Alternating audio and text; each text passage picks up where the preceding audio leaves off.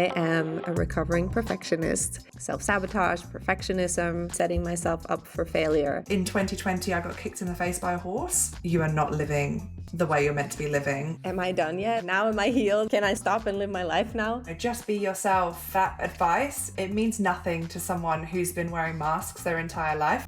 My guest today, I'm so excited to welcome her, is Steph from Finding Flow State.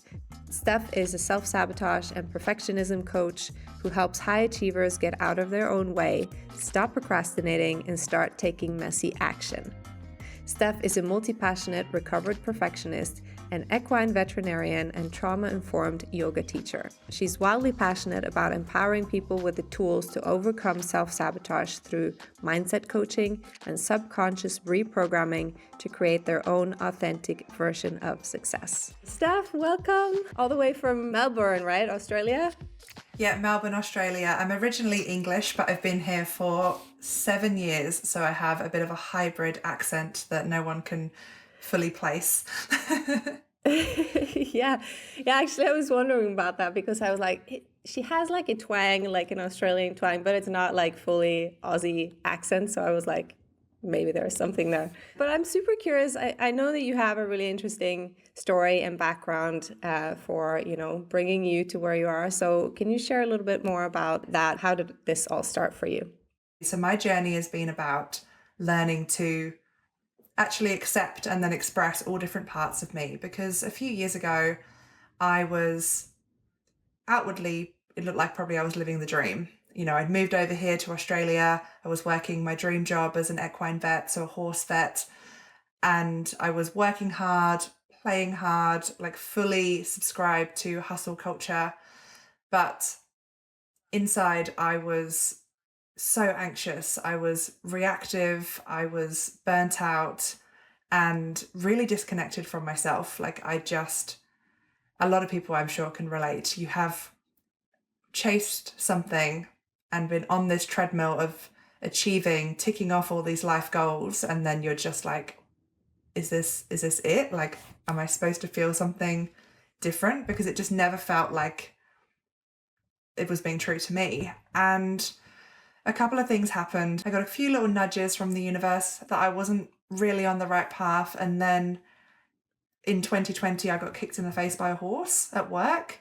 And that was a big moment for me. Like, obviously, it could have been a lot worse. I escaped serious physical injury. Like, I was injured, but it wasn't that bad.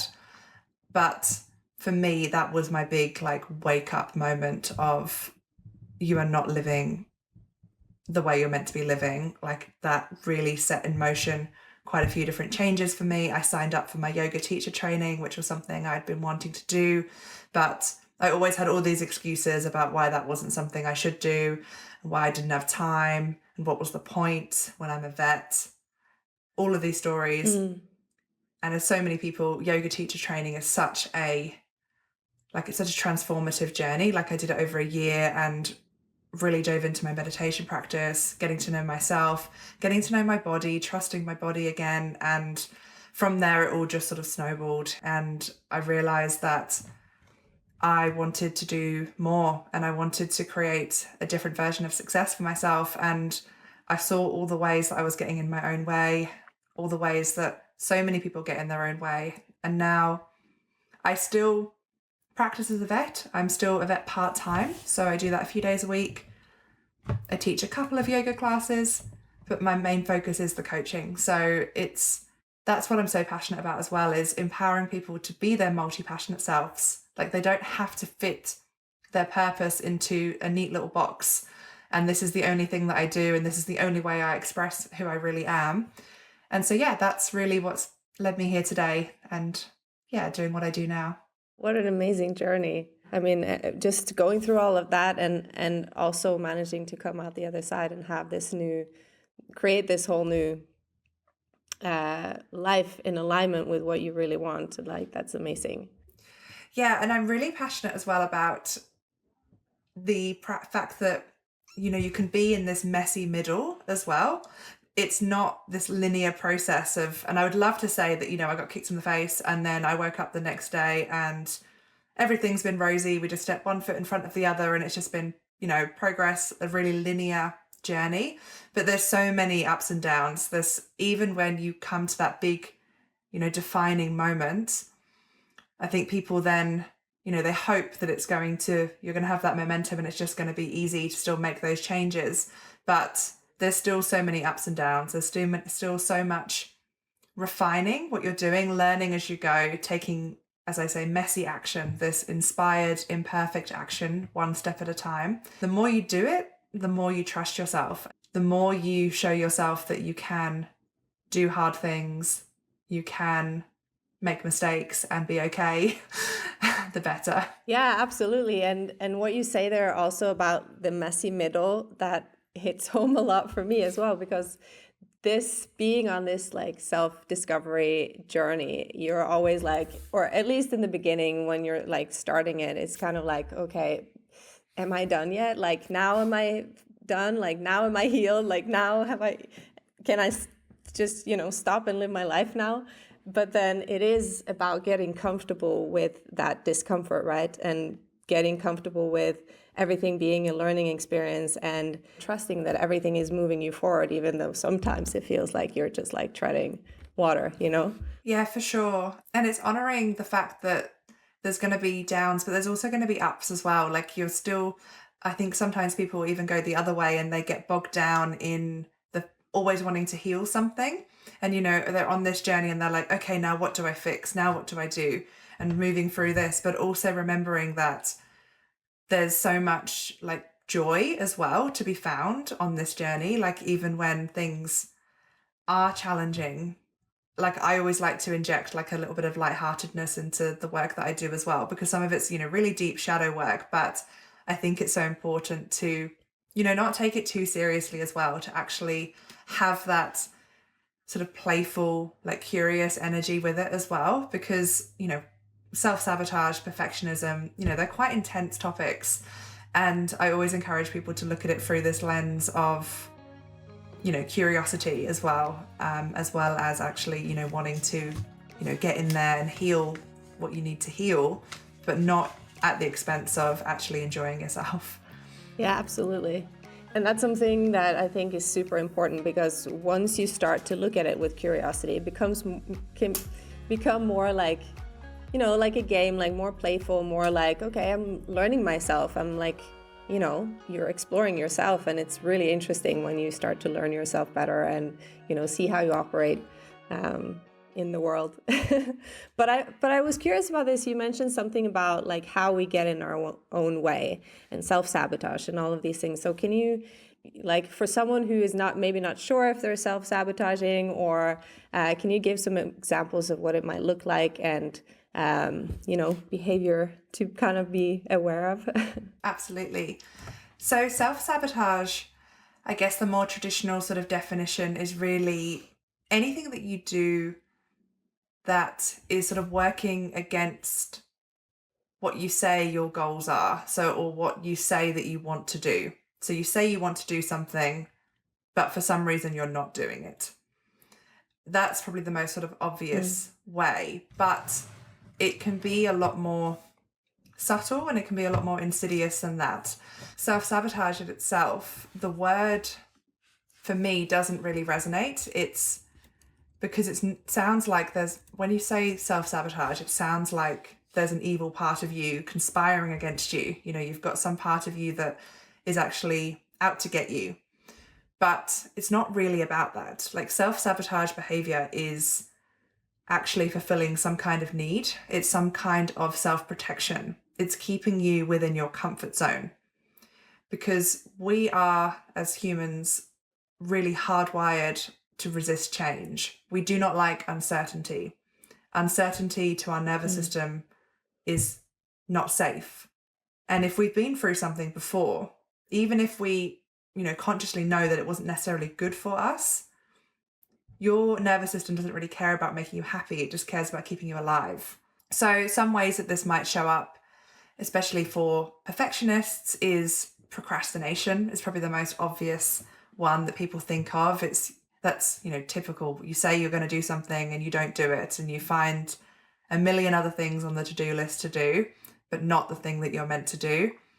You know, people might self-sabotage in relationships. If someone is in quite a stable relationship, but a part of them associates love with passion and fire, and they want excitement, and they think that stable is boring, then they might create drama in their relationship. And this can be really unconscious. And that's what I love about doing this work, is it's really shining a light on these shadow aspects, these unconscious parts of you.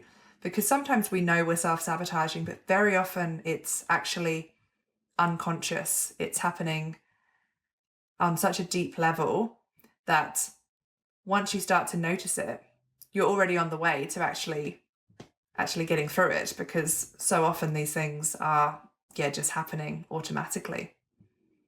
Yeah, so that's because as you're saying, it's like a subconscious thing. You're not aware of it. And then once you start to see it, you're like, oh, okay. And then you can see maybe more about where it's coming from, or like, why do we do it? Like, where does it come from? Do you have some examples of that?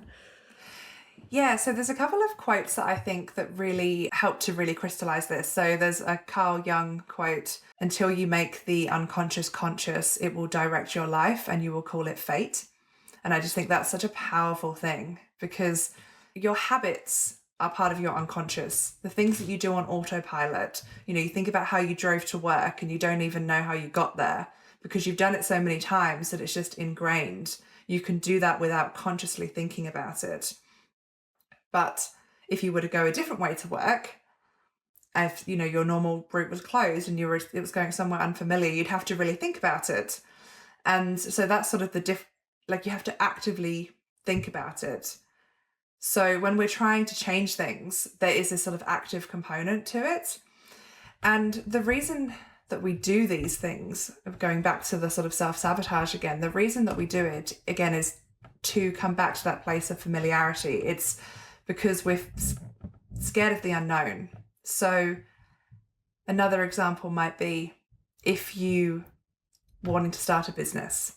Let's say it involves being on social media or going onto a podcast or something like that. Every time you get to speak to someone, you find an excuse why you can't do it. You might be like, oh, you know, I haven't done my makeup today. I can't show up on camera, or I've got a bit of a sore throat. I can't do it today. There's always an excuse. You're always finding something. And you might look back at it and be like, but I want to do this. But then it's going deeper than that. It's finding, yes, you want to do this, but what is it about starting this business that actually scares you? Where is that fear? And it could be a fear of failure. They're easier to spot. You know, you're scared of doing something wrong. You're scared of showing up imperfectly, of what are people going to say. But there can be more insidious ones like that. You can be actually scared, and I see this a lot in my high achievers, is there is actually a fear of success. There's a fear of what comes with it, whether that means more responsibility.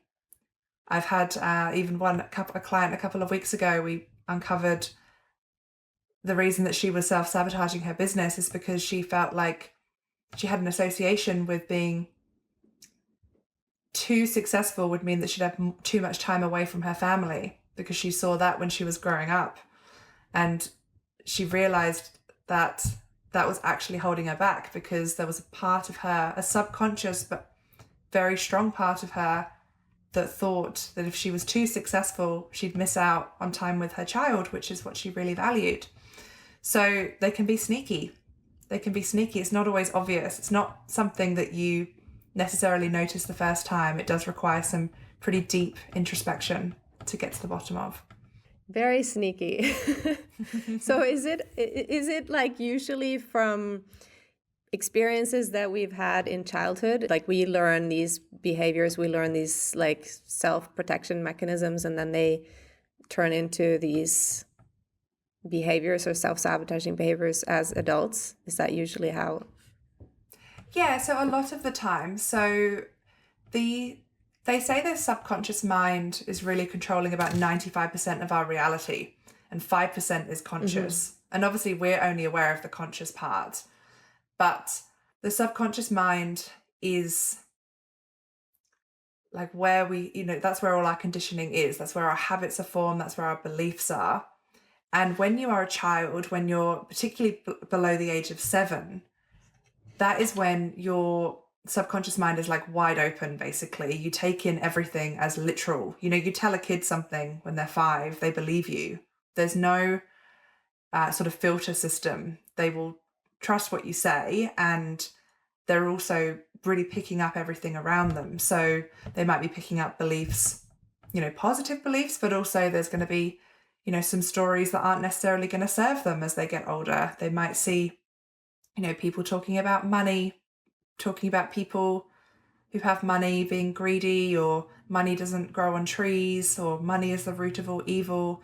And then that person might grow up and have a real hard time holding on to money and not really understand why, like where these beliefs come from. And it's not about blaming anyone, of course. It's not someone's fault. There can be many different, you can pick it up from society, it can be your parents, it can be friends, anything. But once we, get to the point where we can become aware of where these come from, then that's when we can actually start to change them. Yeah, and I love that you're saying this about the subconscious mind as well, because I think a lot of people who struggle with these self-sabotaging behaviors, there might be, self-criticism, a lot of shame towards yourself around these things. Like, let's say someone who struggles with something like binge eating, for example. It's not about self-control. It's not about just control yourself. It's deeper than that. And I think that's really important for someone who is dealing with something like that, to know that it's not your fault, because there's deeper things that maybe you don't know how to access for yourself, right? Yeah. And there's always a reason, and it might not make logical, conscious sense. And like, that's the thing, you're trying to understand a subconscious process or an unconscious process with your conscious mind. And that's where it can get so frustrating. And you get into these spirals of, why am I like this? Like, what am I doing this for? And the shame just fuels this spiral even more. And shame loves secrecy. And so a lot of these behaviors, we do them in secret as well. A lot of these more sort of negative self-sabotage behaviors, and then we just we start to hide them. We start to push them more into the shadows because we don't want to look any deeper, because it's just getting really uncomfortable. But there's some kind of core need that you are giving yourself with the behavior, but it can be very uncomfortable to look at. Yeah, so you're fulfilling this need and you're staying in the pain because it's familiar, because that's the protective mechanism. And then it's like a spiral that you can't get out of, kind of. Yeah. I mean, for some of those things, for sure. I mean, we were talking about something like, again, like relationships, going back to relationships. Like, if you had someone who had this fear of abandonment, and they might not know they've got a fear of abandonment, but what this might show up as for someone is they might actually leave people before they can be left themselves. So they might actually be really avoidant. They might actually not want to commit to people because they might just pull away as soon as they get too close. So what they're actually, they're fulfilling their need by making sure that they never feel that fear. But actually, they're actually craving closeness, but they are too scared to actually get that closeness because the fear is overriding it. And that's the whole thing with a lot of this, is it's not about pushing through the resistance, as you say, because there's a very powerful dynamic at play. But so much of it is, one, getting really honest with yourself, going into this inner child work, going into the shadow work, but also being so strong in your purpose and who you truly are, that it can start to override this fear, and you can start taking those action steps because your purpose is greater than your fear. So if you have someone who is struggling with this self-sabotage, who's stuck in that, is that kind of what would you recommend as the first kind of steps to get out of that? Is that getting really clear on the goal? So I would get really honest about what need that it is fulfilling. Like, what is it giving you? Mm-hmm. Like, because there will be a benefit to the behavior. Like, you got to get really clear on the benefit, and it might not seem obvious, and you might have to keep going sort of deeper and deeper. So if it's, say if it's procrastination, say if it's you're not showing up, you're not showing up for your business, showing up for something that you say that you're passionate about, like a creative project or something, like what are you protecting yourself from by not showing up? Like, is it the criticism that you're concerned about? Is it the judgment? Is it what your friends are going to say? And then it's finding how you can give that to yourself, like what you're actually looking for. Like, say if it's, criticism or judgment that you're afraid of, it's, how are you judging yourself? Like, turning it back on yourself as well. Like, in what other ways are you judging yourself? If it's, the approval of others that you're really craving, like, how can you give that to yourself? Like, your core need is to actually accept yourself. That's easier said than done, of course. It's not something you just click your fingers and you go from self-criticism to self-love straight away. But there's steps that we can take. Yeah, and I wanted to ask you about this kind of this self-acceptance and this like inner critic that we all have, because I know mine has been like outrageous at times and very, very, forceful. And I think it's so interesting that like we do this to ourselves and we kind of accept this from ourselves. Like we would never accept anyone else talking to a friend or, someone the way that we talk to ourselves sometimes. And I remember someone described it once as like this silent bully, and like, the one who tears us down constantly and no one can stop it because no one knows, right? You're the only one who can do something about it. So can you speak to that a little bit? Like, how do we silence that bully? And maybe, first of all, like, why is it there in the first place? Yeah, I mean, I'm very familiar. I'm very familiar with that inner critic. Mine is, she is noisy. She gets noisy. She still gets noisy. And I think, again, coming back to that playfulness as well, like, I actually have a couple of different ways that I like to deal with her. And the first is creating that bit of separation, is, again, seeing it as sort of a different part of yourself. You want to call it the ego, it could be the inner critic, it can be whatever, but kind of just creating that little bit of separation, just noticing that, you are not your thoughts, that observation, like you're hearing this or seeing these thoughts, but it's not you, it's not your true self. I actually, when she gets, this is something that I did a few years ago when I was really sort of starting this work, especially, as I gave her a name. I gave her a funny name as well. What's her name? Petunia, like from Okay. from Harry Potter, the mother, the stepmom, or something. Oh, yes. Not the mother, so like the Dursley, Petunia Dursley. So I was a big Harry Potter fan. So I just had her as that like snooty, like kind of pinched face, just, and if you start thinking about them, some of the stuff that, like you say, if your friend started talking to you like that, you would not keep them around. And we, not only do we keep them around, but we let them play like in an echo chamber, like they're just on a loop, and it's the same thoughts and the same thoughts and the same thoughts. One of the other things that I like to do as well is, if it's really going, like there's a lot of negative thoughts coming up, then even just the process of witnessing it, being able to pause, taking a step back. And it does take a while to change your self-talk, because what you focus on expands. And if you're always focusing on the negative talk, that's what you'll create more of. That's what you'll see more of. You'll hear criticism from other people. You won't even hear the positive things they say about you, because you're already focusing on those negatives. Yeah, you'll be like, you hear those negative things, and then you'll be like, oh, look, I was right. They do not like me, or they do.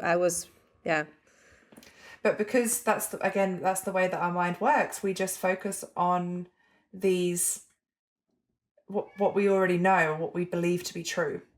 and you'll look for those and you won't. And so you have to actually actively train yourself to celebrate success.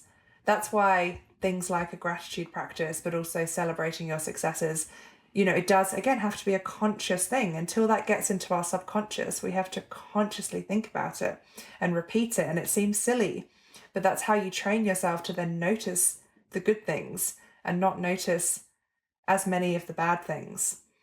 But I also like to think of this inner critic as well, as I try and ask her sometimes what she needs, what this part of me needs. Coming back to that self-sabotage cycle, it's, again, I don't think there's this evil part of you that's just out to get you.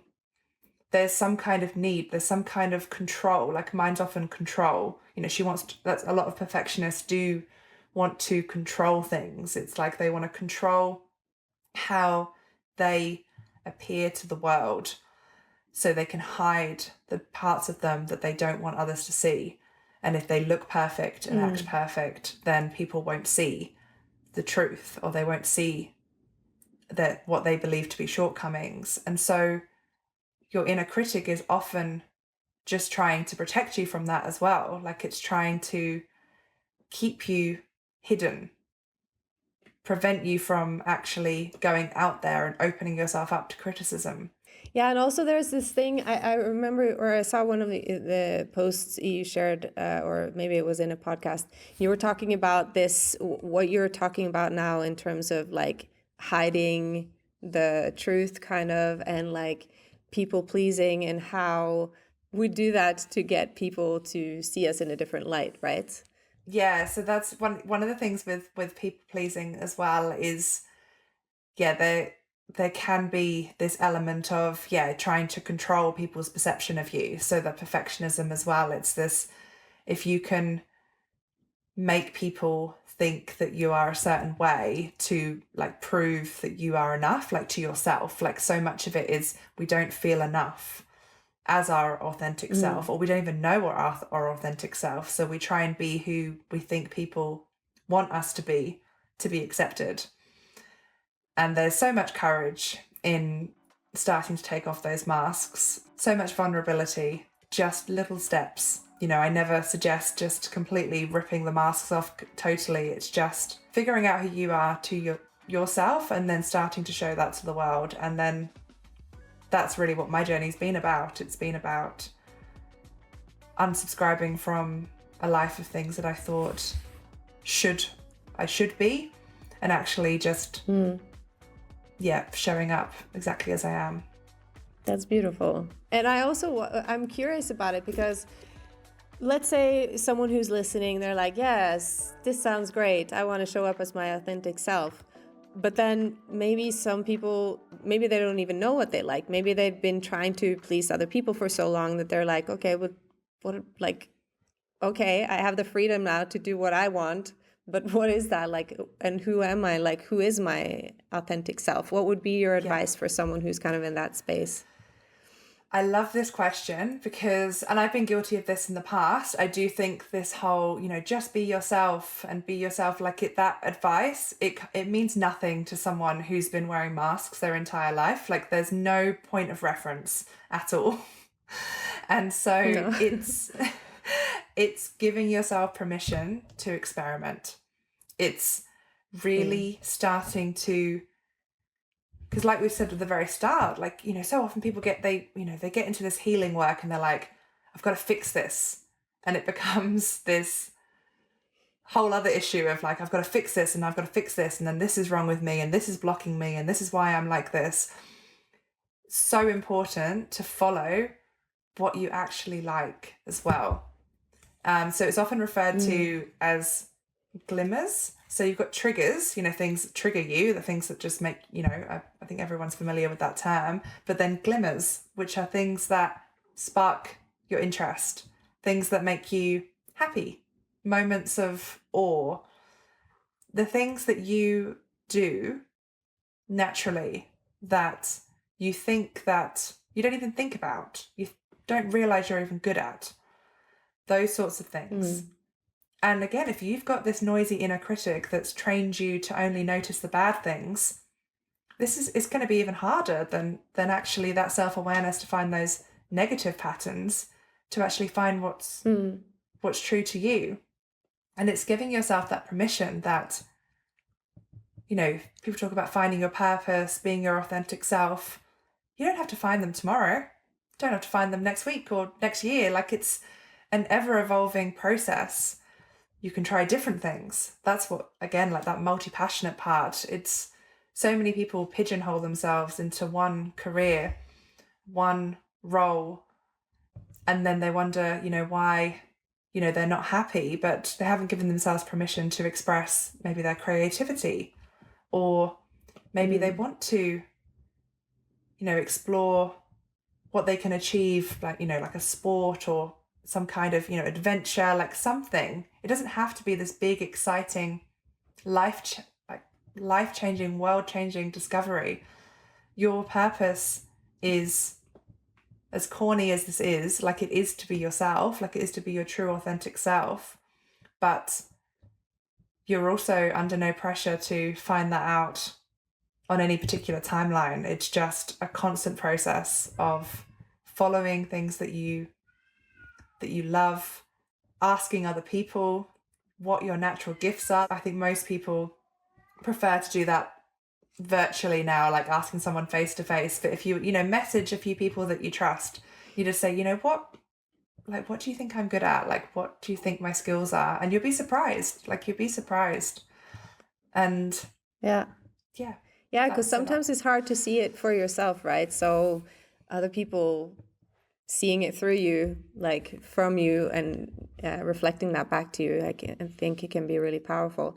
And also, one thing I noticed recently that sometimes I share with my clients as well is how sometimes it can be really interesting to like think back to what you used to love to do as a kid, because that was before we were shaped by how things should be, right? That was pure you. So to kind of think back to like activities you used to do, or like, did you used to like paint on the walls in your room or whatever, like things, your childish, genuine you, what did that kid like to do, 100%. Yeah, I do that a lot as well with my clients, is that going back to, those things that you enjoyed, the things that you naturally were drawn to, because we're all so different. Like, some kids love to be playing outside and, climbing up trees, some were reading, it's just, there's so many different things, so many different paths you can follow. And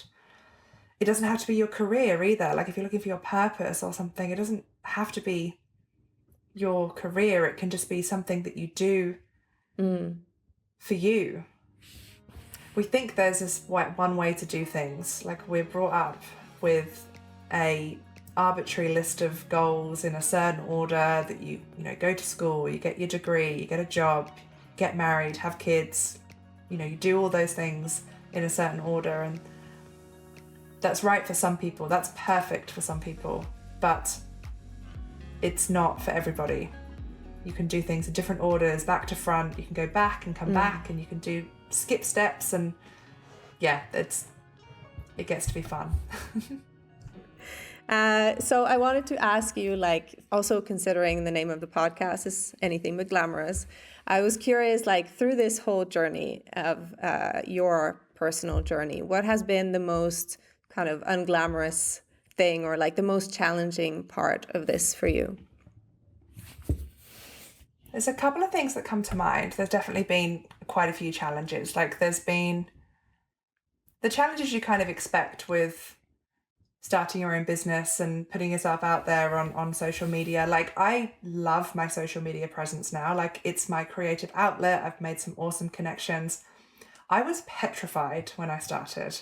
I hated it. Like, I was critiquing everything. It felt really weird the first few times. Like, that felt really messy. I, was doubting, is this something that I'm going to do? Like, are people going to laugh at me? Like, I've got a very respectable job as a vet. I definitely got a bit of, I wouldn't say pushback. Pushback's probably a bit dramatic, but there was definitely some raised eyebrows of people thinking that I'd, become a like a hippie. I'd just gone a bit crazy, and like I just was like, yeah, there was definitely some. I did have one colleague who said to me, "Remember, you're a vet, not a yoga teacher." And I always remember that. And I remember that was actually quite a turning point for me as well, because it was this, again, this curiosity. It was this like, that's so interesting that you would say that. Yeah, and Like, also what like, does that? can't I be both? Like, Yeah, for sure. And that was a really interesting like point where I realized how what I was doing was going to confuse a lot of people who didn't know me. And that was probably, again, that links onto the next sort of messy thing that I was going to say, is that so many of my friendships and relationships have changed. Like that's so challenging, because there's people that you have loved and friendships that you thought would last forever, and then you change as a person, and it's accepting that you can't take them with you. And it's not one thing's better, one thing's worse. It's just different paths. And a huge lesson for me has been learning that a relationship can be so incredible, and longevity is not necessarily the marker of a successful relationship. Like, you can be perfect, and I'm talking like platonic friendships, but also, romantic relationships, but it can be perfect for that time, but there is going to come a time where you might not be friends with those people anymore. And so that's been really hard for me. But when you become your true authentic self, then it is magnetic. Like, you do find these connections, but there is a period for a lot of people they go through where it can be very lonely when you're muddling through this and you're questioning, and people are like, is she okay? Like, what's happening? She doesn't go out like she used to. She doesn't do the things that she used to. She's meditating on the beach, and like, you get these looks, and that's hard. And it's hard to keep going in the face of other people, potentially judging you, potentially talking about you, potentially just not being in your life anymore. So I'd say that's the challenging part of it. yeah, and like feeling like certain people who are not meant to go with you, like you say, when you have that feeling that maybe they don't want you to evolve, because then you're evolving away from them, right? And you're like, they just want you to stay where you were because that was comfortable for them, but then you have somewhere to go, right? And it's hard to take that step where you actually just allow yourself to let go of that, right? That takes a lot. Yeah. And also to not try and pull people with you as well. Because I definitely did that initially as well. You have these things that are helping you, and you're like, this is amazing. Like, you should try this, you should do this. And people have got to do things themselves. It's their own journey. You cannot force anyone to make changes. Even they can only, potentially see what you're doing and get curious themselves. But there's this urge to try and force people to come with you. And I think we've all been guilty of it at some point. Maybe not forcing, maybe not the right word, but, just hoping that people that you love are going to make some of the changes that have made you so happy. And it's a hard thing to let go of. It's really about surrendering and trusting, but that is the hardest thing. Yeah, that has been really hard for me as well, to just allow people to have their own journey, right? To be like, yes, this is, because I'm a fixer. That's like my core thing. I need to fix everything. And I'm like trying to like now step back and be like, you don't need to fix anything for anyone other than yourself. And even if you have advice or you have experienced something that is going to be so valuable for someone else, they're maybe not there yet in their journey, and to allow them to like have their own pace with this and their own journey, I think that's it's a skill you need to like build and really get comfortable with. So yeah, I think I really resonate with what you're saying there.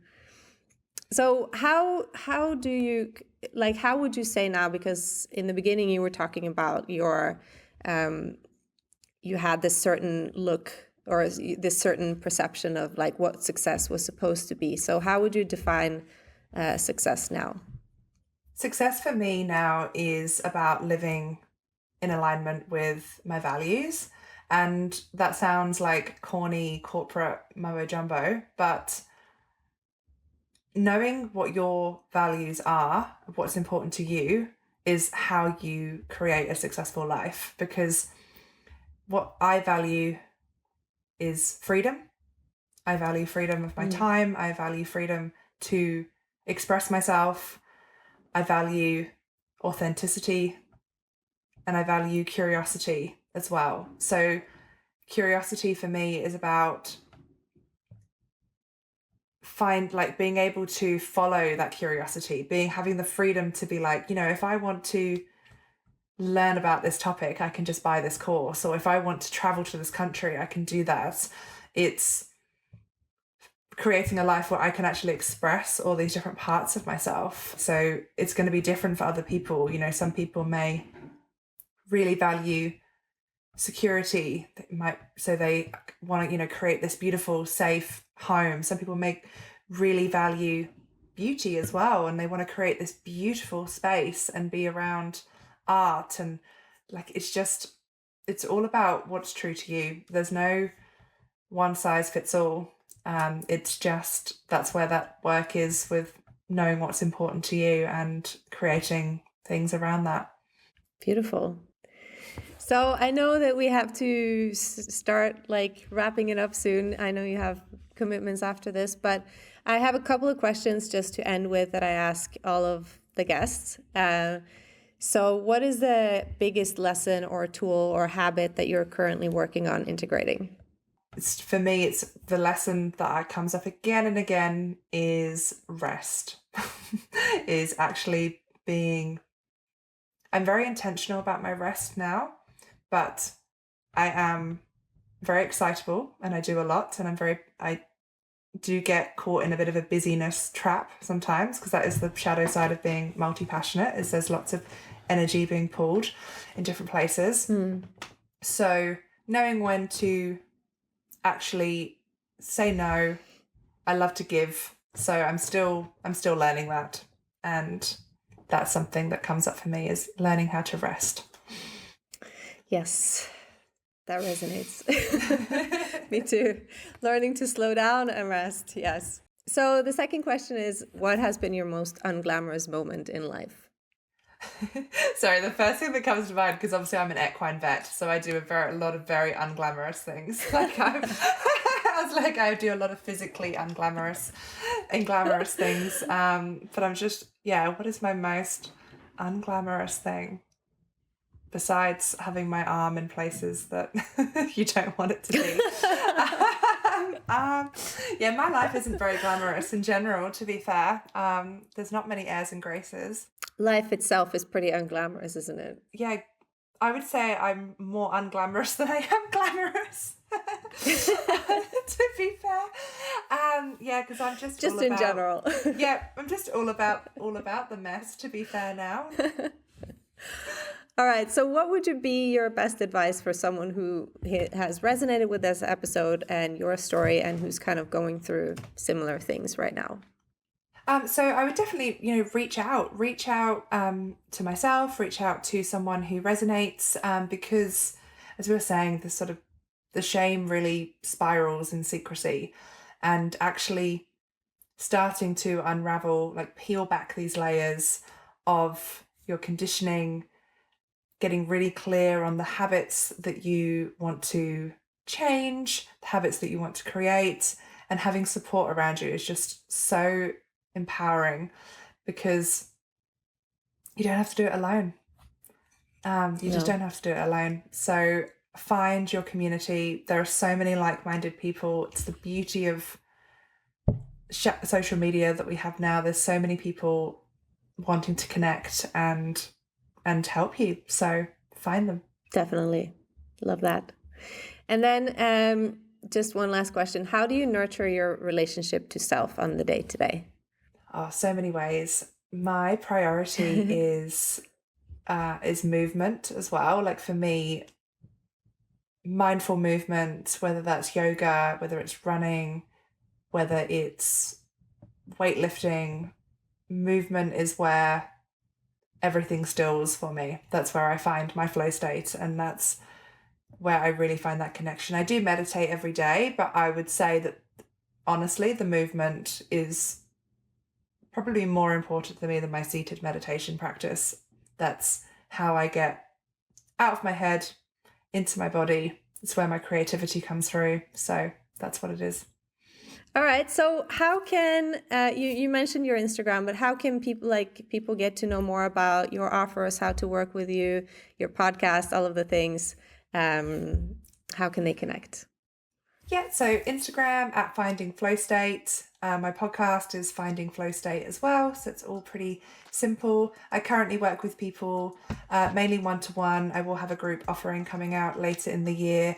Generally work with people through either, a coaching container, or I do one-off subconscious healing sessions. Really powerful stuff. I'm always in awe at every single one of my clients that I work with, because it's so vulnerable and courageous to actually want to dive into these shadows and do this. So it's a privilege. Yeah, it takes a lot of guts, but it helps when you have someone to help you through it, right? And to guide you, and who has also been there, which I think is so beautiful, that you have walked this path yourself, and you know what it's like to go through all of that, and you can guide someone from your professional place, but also from your own personal journey, which I think is beautiful. So perfect. It's been a really lovely conversation. So thank you so much for having me. That's it for today. Thank you so much for listening. And if anything you heard today was helpful, please write a review and share this episode with your friends and family. And if you have any questions at all, my inbox and DMs are always open. I'll see you in the next one.